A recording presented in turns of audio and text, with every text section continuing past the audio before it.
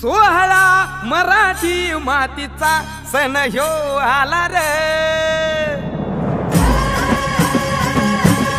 हे स्वराज्याचं तोरण बांधिले शिवबान राजान।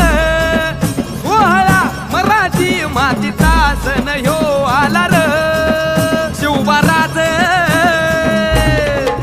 शिवबाराज छत्रपती झालं ग माय ग ग ग ग। माझं शिवबा छत्रपती झालं ग माय ग ग ग ग। माझं शिवबा छत्रपती झालं ग माय ग ग ग ग।